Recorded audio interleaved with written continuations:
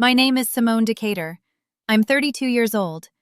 4 months ago, I stood in a courtroom in downtown Memphis, wearing a blazer I'd bought for my own wedding that never happened.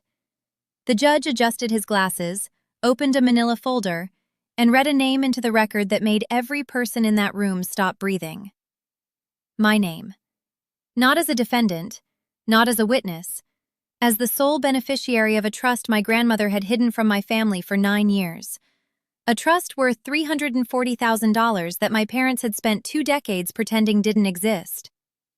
My mother grabbed my father's arm so hard her knuckles turned white. My brother Marcus, sitting in the defendant's chair in an orange jumpsuit, stared at me like he was seeing a ghost. And my father, the man who had drained my wedding fund 6 months earlier without blinking, whispered to his attorney, "That can't be right." But it was right. Every dollar, every document, every lie they'd ever told me was sitting in that folder. 6 months before that courtroom moment, my mother had called me on a Tuesday evening and said, "Simone, we had to use the wedding account.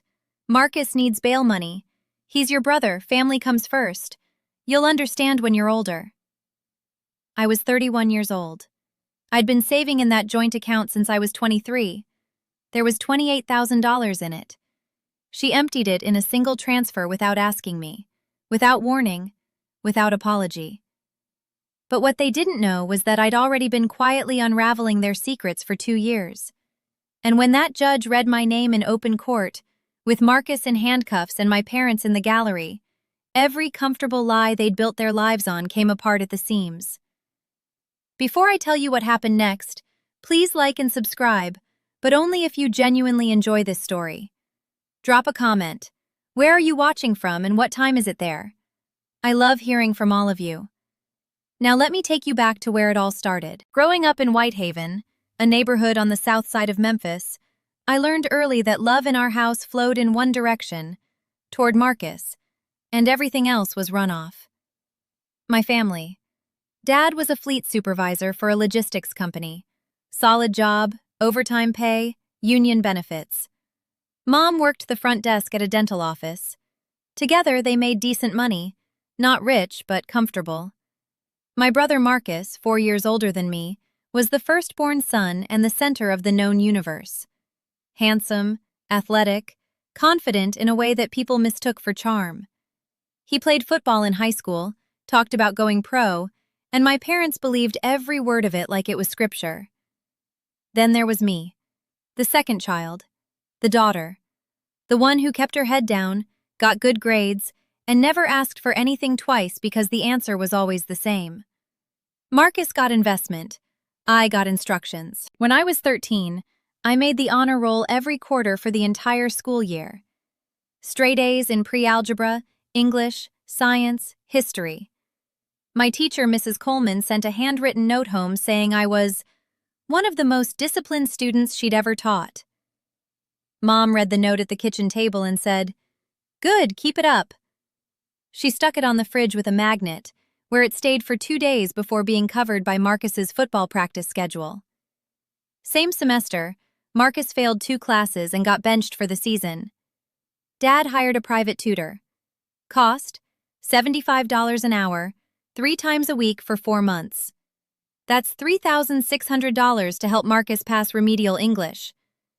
My straight A's got a magnet. His failing grades got an investment. I told myself it made sense. Football could lead to a scholarship. My grades were just expected. At 16, I got accepted into a competitive summer nursing program at the University of Memphis. It was designed for high school students interested in healthcare careers.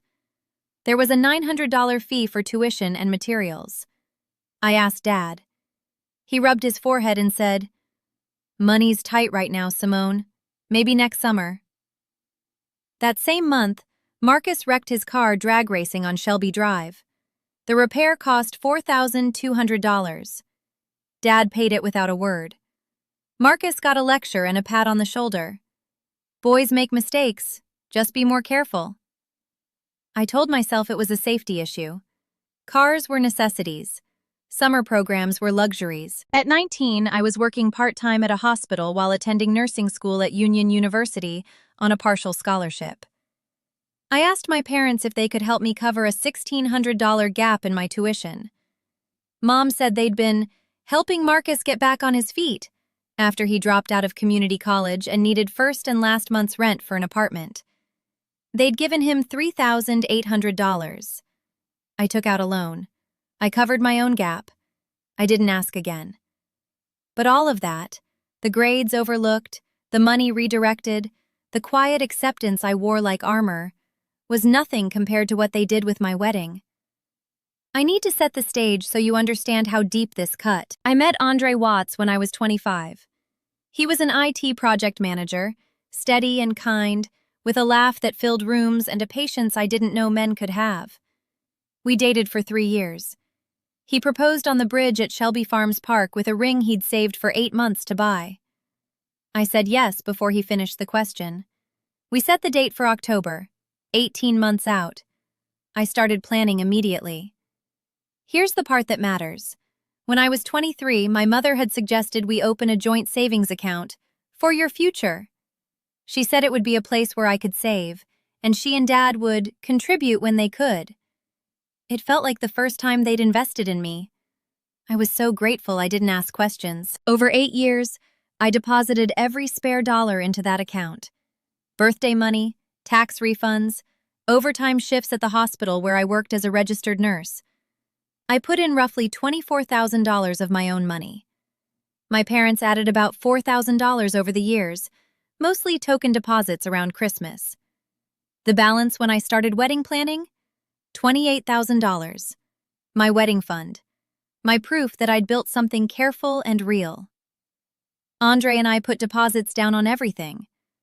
Venue at the Memphis Botanic Garden, $5,500. Caterer, $3,200.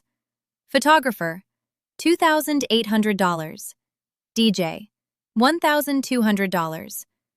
My dress, a lace A-line I found at a boutique in Midtown, cost $1,400.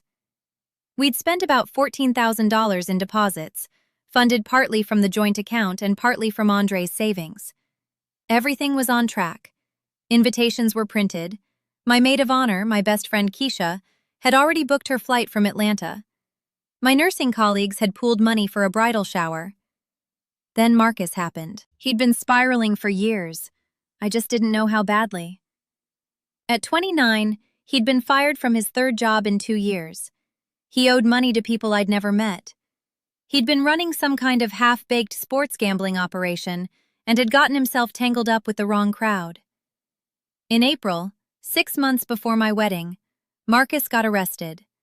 Aggravated assault. A fight outside a bar in Midtown over a gambling debt that had gone sideways. Bail was set at $50,000. Bail bond fee? 10%. $5,000 cash plus collateral. My parents didn't have $5,000 liquid, but they knew where to find it. Mom called me on a Tuesday evening. Her voice was calm, practiced. Simone, we had to use the wedding account. Marcus needs bail money. He's your brother. Family comes first. You'll understand when you're older. I couldn't speak for 10 seconds. What do you mean you used the wedding account? We transferred what we needed. We'll pay it back. How much? All of it, Simone. He needed the collateral, too. The bond company required a financial guarantee. We used the account. $28,000. Gone. In a single afternoon. Mom, my wedding is in 6 months. The deposits, the venue, we can't get those back. Honey, your brother is in jail. A wedding is a party. This is his life. And what about my life? Don't be selfish, Simone. We raised you better than that. She hung up. I sat on my kitchen floor for 45 minutes. Andre found me there when he got home. He didn't say, "I told you so," even though he'd warned me for years about the joint account. He just sat down beside me and held my hand. We canceled the wedding. Not postponed. Canceled. We lost $8,400 in non-refundable deposits. My dress was non-returnable. Keisha lost her flight money.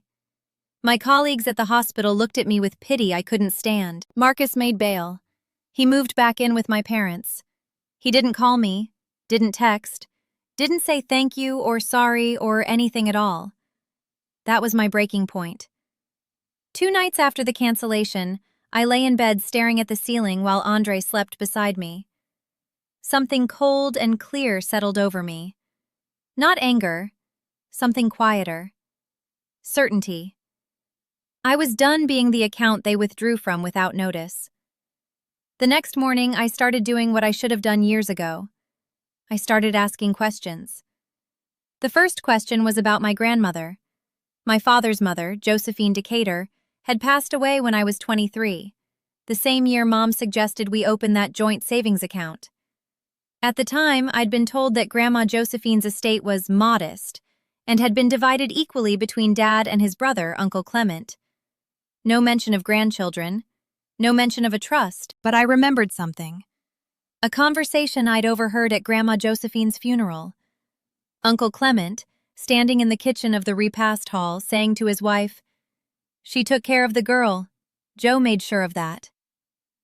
I'd been 23 and grieving. I didn't think about it then. But lying in that bed 9 years later, those words came back like a signal flare. I called Uncle Clement the next day. "Uncle Clem, I need to ask you something. About Grandma Josephine's estate. Did she leave anything for me?" The pause on the other end of the line lasted 5 full seconds. "Simone, your daddy told me he handled all that. He said you knew." "Knew what?" "About the trust, baby. Your grandmother set up a trust for you before she died. She told me herself. Said it was specifically for you because—" He hesitated. "Because she saw how they treated you. She wanted you to have something they couldn't touch." The floor dropped out from under me. "How much, Uncle Clement?" "When she set it up, it was $180,000. That was 9 years ago.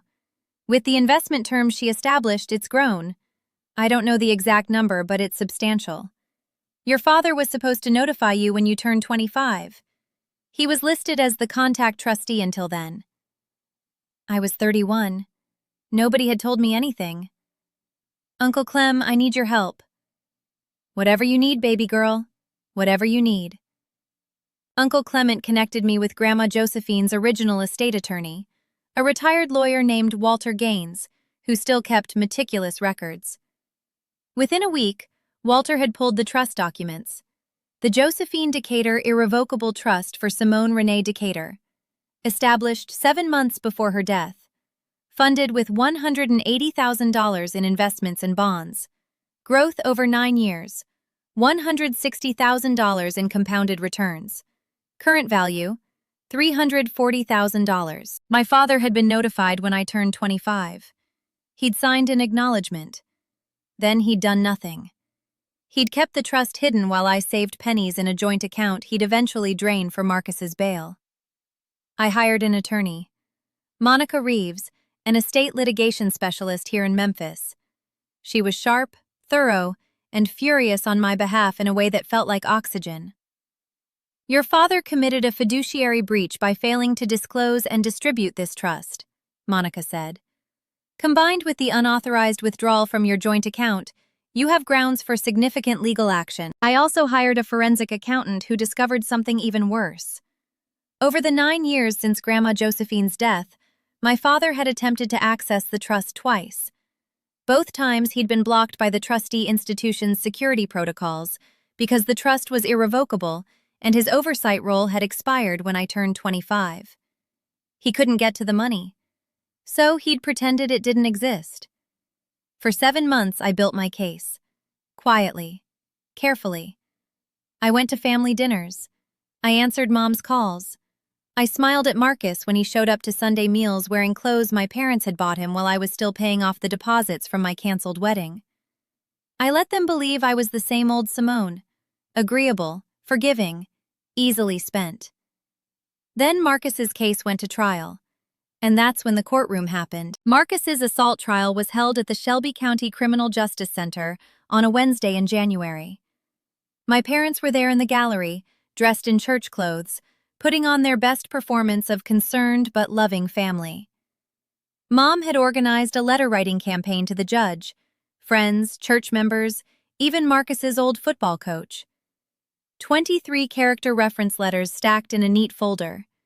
They expected me to be there as supportive family. I was there, but not for the reason they thought. My attorney Monica had coordinated with the probate court. We'd filed a motion to compel disclosure of the trust and a civil claim for fiduciary breach. The probate judge had agreed to issue the order during the same week as Marcus's trial. And because my father was present at the courthouse, service could be executed in person. I sat in the gallery behind my parents, watched Marcus's trial proceed, watched the prosecutor lay out the assault charges, watched Dad lean forward, jaw tight when the judge set sentencing terms. Marcus got 18 months, suspended to 6 with probation and mandatory anger management. Mom exhaled like she'd been holding her breath for months. And then, as the session ended and my parents were gathering their things to leave, a court officer approached my father. "Mr. Decatur, you've been served." Dad took the envelope, opened it. I watched his face change like weather. The documents named him as respondent in a fiduciary breach claim. They outlined the existence of the Josephine Decatur Trust. They listed the current value, $340,000. They demanded full and immediate distribution to the named beneficiary, me. Mom leaned over to read it. Her hand flew to her mouth. "What is this?" Dad said, turning to look around the courtroom. His eyes found me. I stood up. "It's Grandma Josephine's trust, Dad. The one you've been hiding from me for 9 years. "Simone, this isn't... You don't understand." "I understand perfectly. She left me $180,000. It's grown to $340,000. You were supposed to tell me when I turned 25. You signed the acknowledgement and then buried it." 20 people were still in that courtroom. Marcus's public defender, the prosecutor, court staff, 3 other families waiting for their cases. Every single one of them was watching. Mom tried the old playbook. "Simone, this is a family matter. We can discuss this at home." "We can discuss it right here.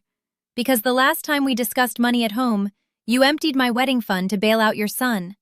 $28,000. My savings. Gone."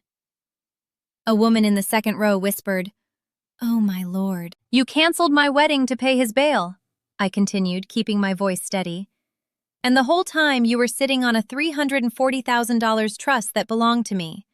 Money my grandmother specifically left me because she saw how you treated me. She saw it, Dad.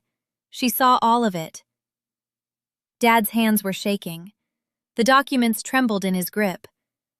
"Your grandmother was confused when she wasn't confused. She was clear. The trust documents are airtight. Your own attorney confirmed it when you tried to access the funds twice and were denied." That landed. Dad's face went gray. He hadn't known I knew about the access attempts. Marcus, still standing by the defense table in his dress shirt and borrowed tie, looked between me and our parents. "Wait, there's money? And you didn't tell her?" For once, Marcus and I were on the same page. "There's money," I said. "Money Grandma left me. Money they hid. Money that could have funded the wedding they canceled without blinking." Uncle Clement stood up from the back of the courtroom.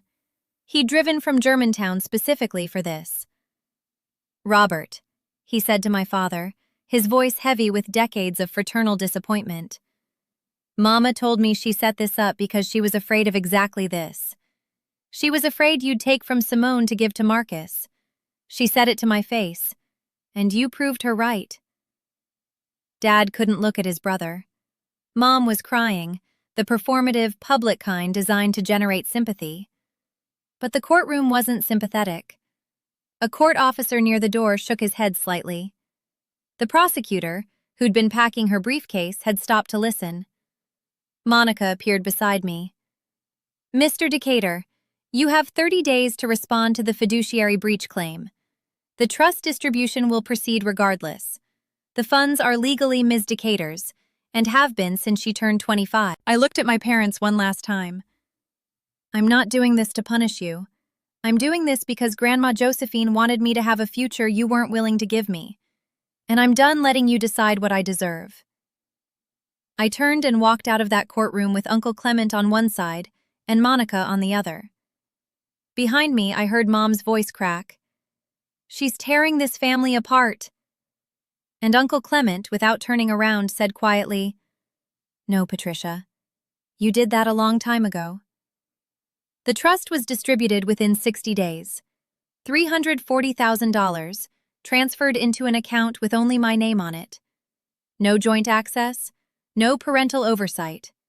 Mine.